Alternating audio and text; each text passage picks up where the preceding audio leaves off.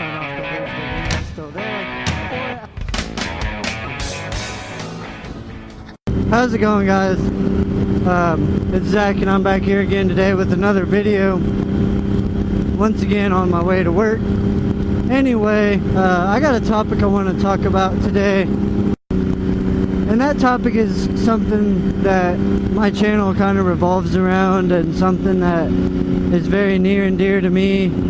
Something I take a lot of pride in and enjoy. And that topic is three-wheeled ATVs, or the three-wheeler. Now, a lot of you guys probably on my channel are going to agree with me when I talk about this, because you guys obviously probably like three-wheelers if you are subscribed to my channel for that. And if you're somebody who just happens to come across this video,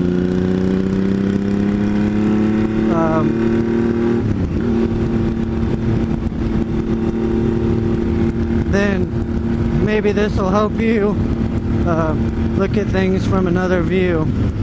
Three-wheelers have a bad reputation. Everybody thinks that they're spawned from the devil, they're dangerous, they're death machines. You get on one, you're signing your death wish, you know.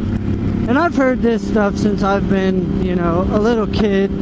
People would find out that I ride a three-wheeler and they'd be like, what are you trying to do, kill yourself? You know, oh, them things suck, you can't even have fun because they're so dangerous, blah blah blah, and stuff like that. And I just want to kind of explain to you my 2 cents and what I think about these so-called death machines. So Honda introduced the first three-wheeler. It was a 1969 US 90 three-wheeler. Some of you guys may know what they are. Anyway, they were basically designed for sand and soft ground. They had giant balloon tires on them that were really soft, and that's what they were for, was riding around, you know, off-road. Now, Honda pretty much just stuck with the 90cc motor and the same design pretty much up until 79, and they did start putting knobby tires on them and making them so they could do a little bit more universal off-roading. But so in 1979 is when they made the ATC 110, which I have one of the 79s, and so three-wheelers didn't really start catching on until nationwide, probably till maybe 76, 77, and 78 is when people started really, you know, seeing how fun they were and what they were. Now, so you got to think, so 79 is when things really started taking off. They started making this bigger CC three-wheeler and stuff. So then in 1980 they introduced the 185, and since then it just took off. They started making all kinds of models, and then in 81 or 82 they made the ATC 250R, which was the first what you would consider a sport ATV. It had full suspension all the way around, and everything. So racing was already taking off, and people were building these custom 90s and 110s to compete in races, put suspension on them and stuff. So Honda started getting in the game by making a unit that comes from the factory with suspension, and that's what the 250R was. Well, then they started doing, and they made the 200X and all that, and then they made the 350X. Now, the 350X was the first three-wheeler to get banned or recalled, whatever you want to say. Basically all it was is they said that no three-wheeled ATVs could be produced for, I think it was like 10 years or so, and that pretty much killed the industry for three-wheelers. But here's the thing, okay? Three-wheelers, you know, everybody says they're dangerous. Well, stop and think about this for a minute, okay? Me, I had my dad, okay? He grew up riding three-wheelers, and he raced them and everything back in the day.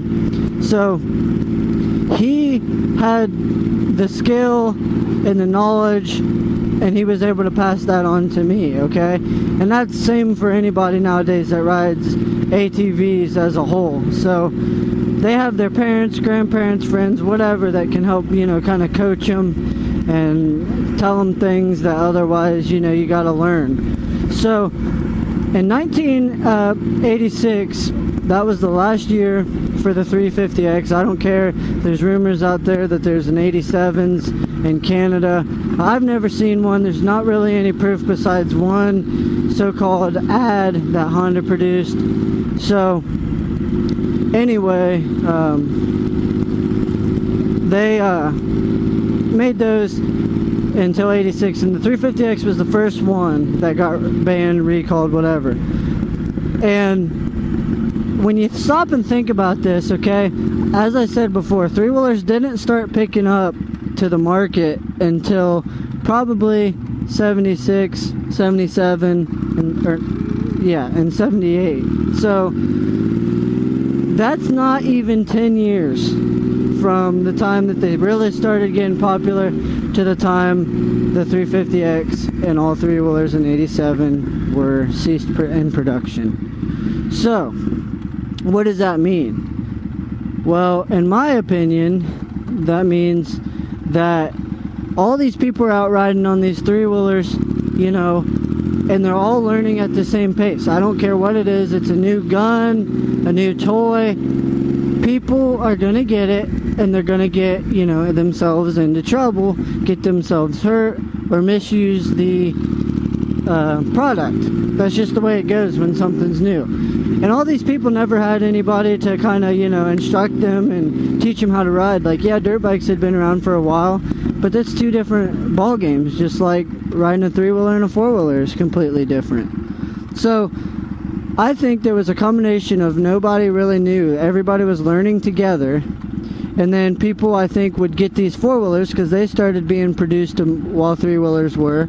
And I think they would start these kids on four-wheelers, and they'd get in their teens and buy these trikes and think that, you know, they could jump on them and ride them just like they could their four-wheelers. And everybody that, you know, has rode a three-wheeler will tell you it's completely different. There's no correlation between the two as far as, you know, how they handle and what you have to do. I mean, yeah, they're similar, but it's two different types of riding. So nobody had this. And then I think you had a lot of people who started on quads that would buy trikes and be like, man, them things are cool, you know, they're fast, they, you know, can outride these four-wheelers, you know, all day long. So they would go out and buy these like 350Xs and 250Rs, and then they would just get themselves in trouble. And I think that's just all it was, because the Product Safety Commission didn't just want three-wheelers. They wanted to get rid of all of them. They wanted to get rid of four-wheelers, three-wheelers, anything, because of, you know, safety issues, so-called safety issues. But they weren't able to do that because the ATV industry as a whole had such a big hold on there that so many people were interested in it, it wasn't going to happen. So what happened? They did the next best thing and said that the three-wheelers had to be ceased production and they couldn't be made no more. Which sucks because, yeah, you know, the stability is a little different. They're not unstable. You just got to know how to ride them. That's all it is, you know. But, you know, they had to take something out. You know how authority is. But so guys, that's my thoughts. I think that three-wheelers they came out, nobody knew what they were doing. You know, they were all learning together at the same time. And then you had these quads that kind of threw it in, mixed everybody up. So that's what I think happened.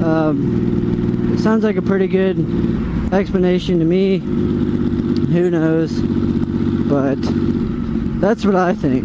So if you guys agree, if you guys have three-wheelers, let me know down in the comments what you think about that and if it makes sense to you.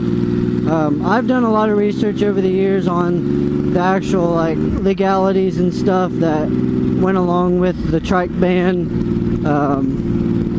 and that's, you know, a lot of them were people trying to blame the machine. And that's the simple fact of it is that's not, you know, at all. My three-wheelers have sat in my garage every night after I park them. They've never once tried to, you know, pull a gun on me or something stupid like that. So it goes back to the same argument of people saying, you know, that guns need to be controlled, that guns kill people. They don't kill people. Come on, guys. It's misuse. People get them the wrong hands, and that's just how it is. So that's all I got to say about that, guys. I'm about here to work. If you like this video, make sure you leave a thumbs up. If you ain't already and you want to see more, make sure you subscribe. And as always, I will see you in the next one.